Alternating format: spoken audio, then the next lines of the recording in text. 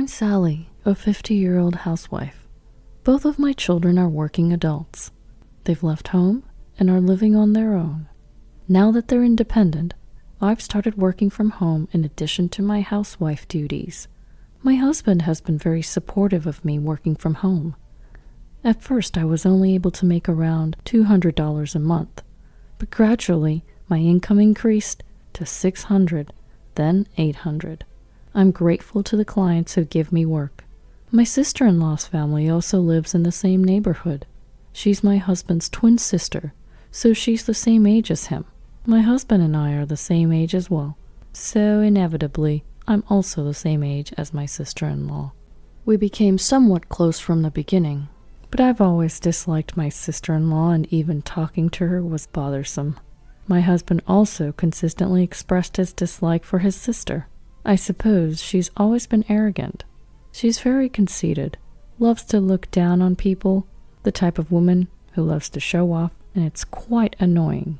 At her place, she has a bedridden son. For me, he's my nephew. Tommy is 24. He has suffered from a serious illness since he was little, and he can hardly move his body. Therefore, he's always lived in bed. One day, my sister-in-law texted me. It was a snide and condescending text.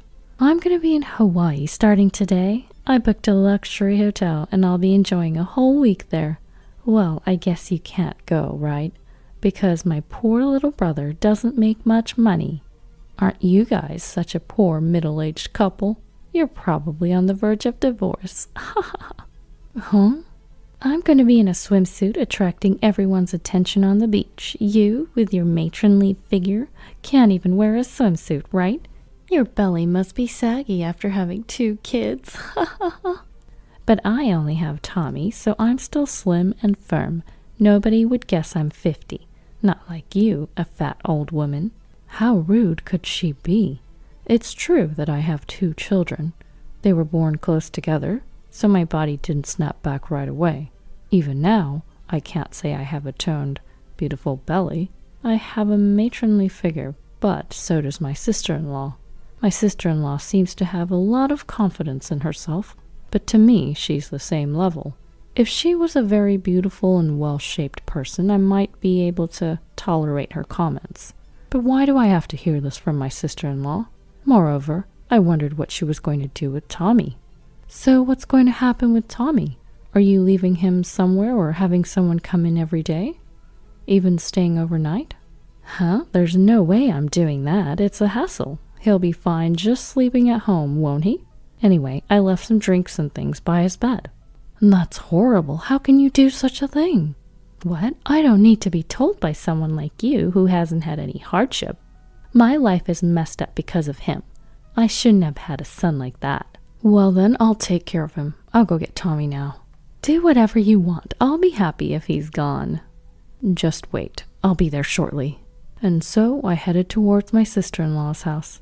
It's a mere 5-minute drive, so it's very close. Tommy is bedridden and uses a special wheelchair to get around. That's why I headed there in a station wagon, which can accommodate a wheelchair.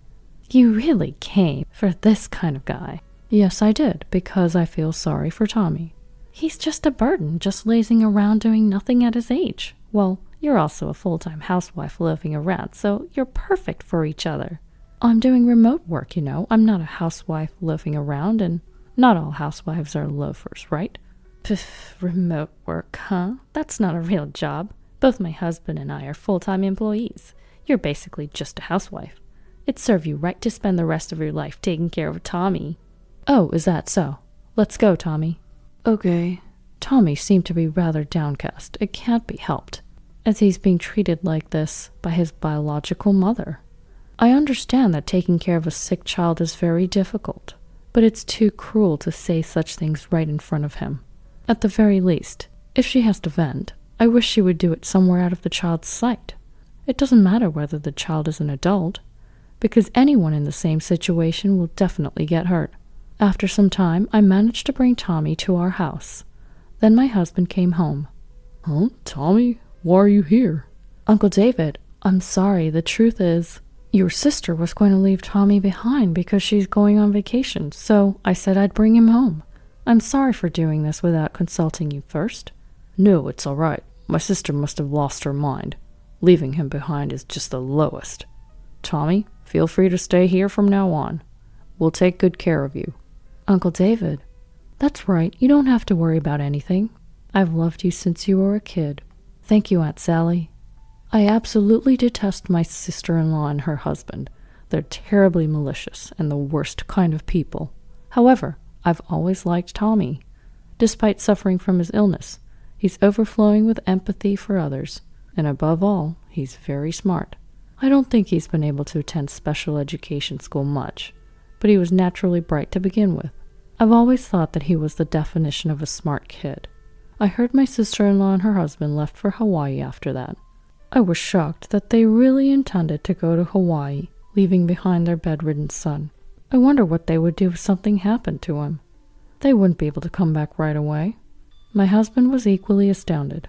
Seriously, my sister and her husband must be out of their minds. Going to Hawaii and leaving Tommy behind? I agree. I might be out of place saying this since I've never taken care of him, but to leave him without making use of any care services or facilities? If that message hadn't come, Tommy would have been left behind without us even noticing. Gives me the chills. Yes, it's really horrible. Indeed, I've never cared for a child with a serious illness. My in-laws are still very much alive and well, and they've always said that if they ever become unable to move, they'll go to a senior home, so I've never been a caregiver either. That's why I didn't feel in a position to criticize my sister-in-law, but I still can't fathom how she could just leave her son with only a drink and abandon him. The child has a serious illness, so they can receive welfare support, and if they need to travel far, they can also use short-term care facilities. My sister-in-law and her family returned home. They came all the way to our home just to insult us. Here, this is a souvenir. It's perfect for you guys. What's this? They're seashells we picked up at the beach. We have plenty, so we're giving some to you. We don't want them. Oh, really? You're rejecting my kindness. Would you prefer this driftwood then? We don't want any of them. By the way, is Tommy doing okay? Not that I care about such a useless child. That's cruel. How could you say such a thing about your own son? What? What do you know? It's just the worst, having given birth to him only to find out he has a severe illness. I want the money I spent on raising him back. You can only say that because you don't understand how I feel, having lived for such a useless son. Oh, really? So, about what you said before, about leaving him to us, you're fine with us adopting him then? Do whatever you want. Who in their right mind would adopt a child like that? Are you out of your mind? It's not crazy. I'm serious.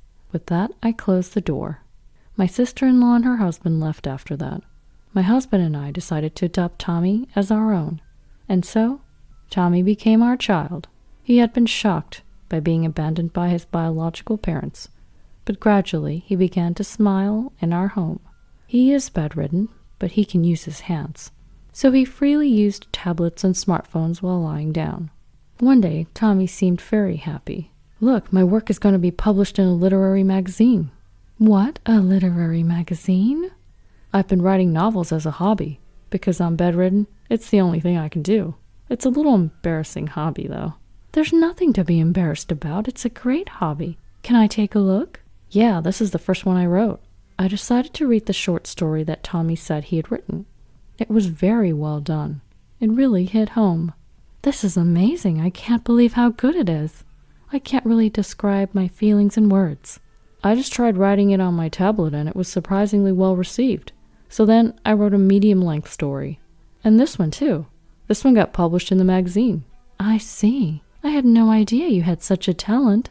I showed it to my husband as well. He, being an avid reader, was utterly impressed. This is amazing. It feels like pure literature. Yeah, I admire Fitzgerald and Hemingway. I also like Dostoevsky and Hesse. So that's why you wrapped it up like this. It gives off a somewhat melancholic feeling. The authors you mentioned, their works are indeed sorrowful or rather tragic. Thanks. That's what I aim for. Thus, Tommy's novel was set to be published in hardcover. He chose to use a pseudonym as an author, Scott Wheel. He took Scott from F. Scott Fitzgerald and Wheel from Hermann Hesse's Beneath the Wheel. Soon, author Scott Wheel's book became a smash hit. It seemed to be selling out rapidly at bookstores. There was even a dedicated section for his books at the local bookstore, which made me happy. Then, Tommy won the Pulitzer Prize. We were all surprised. I won the Pulitzer Prize? That's amazing. You really did work hard for this. Oh, Tommy's wonderful talent has been recognized by the world. There's nothing more joyful. Yes, even someone bedridden like me can become a recognized writer. No one should ever give up on their dreams. I need to take a page out of your book. Then a press conference was arranged. Of course, without us. Tommy couldn't go on stage. He needed to be seated in a special wheelchair. His upper body needed to be secured. I wheeled him into the venue. Tommy seemed tense, his facial expression showing nervousness. Finally, the press conference began. Tommy was in front of many flashing cameras. The live television broadcast began as well. I, Scott Will, am a bedridden author. Since childhood, I've suffered from a serious illness and spent most of my time in bed. However, reading books was my escape. So I decided that I too wanted to be an author and bring everyone some inspiration. I'm grateful to everyone who read my books and to my step-parents who adopted me. After Tommy's speech, the journalists started asking questions. Some were rather insensitive. They probed about why he was adopted. To this, Tommy responded, "My real mother was very troubled due to my illness. She probably grew to dislike me. I can't blame her for it." Then voices rose from everywhere. "What a terrible parent." "That's really low." However, Tommy did not seem to want any pity. "Everyone has their circumstances, so I'd ask you to not judge them here. Please, I beg you." When everything ended, my husband and I helped Tommy get into the car. Our car was modified so that Tommy's wheelchair could easily get in. Upon returning home, my sister-in-law and her husband were waiting for us. "Tommy, you won the Pulitzer Prize? I'm so happy. Come live with us again." My sister-in-law suddenly changed her attitude. She probably thought that Tommy was going to make a lot of money. "No, I'll keep living here. I'm not going back to that house." "But I'm your real mother." "My only parents are Sally and David." "Then give us the prize money." "No, this money's for my mom and dad, not you. It's for Sally." "What? I'm the one who raised you all these years. Give it to me." "No way." Despite her not being short on money, my sister-in-law has a keen nose for it.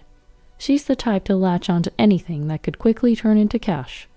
That's why she insisted on having the $15,000 from the Pulitzer Prize. But Tommy wasn't giving up either. "I no longer think of you as parents. Even when I was young, you insulted me. I didn't speak ill of you at the press conference, but you often said things like you wish you hadn't given birth to me. You even said you wanted to abandon such a worthless son, didn't you? Do you have any idea how much that hurt? I'm the one who's at a loss for having given birth to someone like you. You should be the one apologizing. I did nothing wrong. How dare you forget the favor of raising you?" Her husband also kept demanding for the money. It made me wonder how greedy they could be. It's shameful. Really vulgar. They flated their status as full-time employees and how they weren't short on money, yet they seemed foolish. So I decided to counterattack. "You love money so much you're selling all kinds of stuff on those online marketplaces, aren't you? You're that desperate to make a profit?" "What?" "Look, you're selling a bunch of seashells, right? And it seems like you're also selling coral. You think that's okay?" "Huh? Everyone buys seashells to decorate their homes."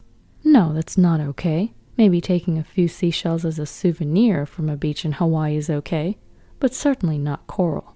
Even if you say it's not okay, they're beautiful and they're not alive, so what's the problem?" "It's not about that. Both seashells and coral are important in forming the beach. Even if the coral is dead, it's not okay to take them home. It's even written on Hawaii's official website. Maybe check out the fishing regulations of Hawaii. It'll show you it's not okay. And seems you might even have to pay a fine if it's deemed malicious." "What? No way, I absolutely refuse." "Well, since you're selling them on the online marketplaces, it's definitely malicious. So I'm going to report you. We're going inside the house now. Bye." "No, don't." "I totally will. You'll definitely get caught. I can't wait." And with that, we swiftly went inside our house. Immediately after, we contacted the police. Anyone might pick up a few seashells, but I saw it on the online marketplace. My sister-in-law was selling a huge amount of seashells and coral, and it was a ridiculously large amount. I thought she was a poacher or something. She might have thought it was okay to take coral as long as it wasn't alive, but ignorance can be scary. Of course, I also reported her on the online marketplace. While I realized the situation just yesterday, so I think it served as a perfect payback. Ever since then, my sister-in-law got involved with the police and ended up paying fines. I hope she realizes the gravity of her actions. She has done something so serious that she should reflect on her actions. Since then, my sister-in-law has stopped coming to our house. I wonder if she's scared that I might do something again. As far as I'm concerned, I wouldn't do anything unpleasant to her unless she does something to me. But I don't want to deal with my sister-in-law, so I'm thankful she's keeping her distance. I wish she would keep it this way forever. I, on the other hand, am taking care of Tommy while working from home. I'm also getting help from a caregiver, so I don't have to do everything on my own. Indeed, it's tough to care for him as he's bedridden, but I'm happy just to be able to be with him. I want Tommy to keep writing novels worry-free from now on. I hope that his novels will become even more well-known all over the world. Our kids have also become huge fans of Tommy's novels. They'll be coming back home soon, and I hope we can all spend a good time together as a family.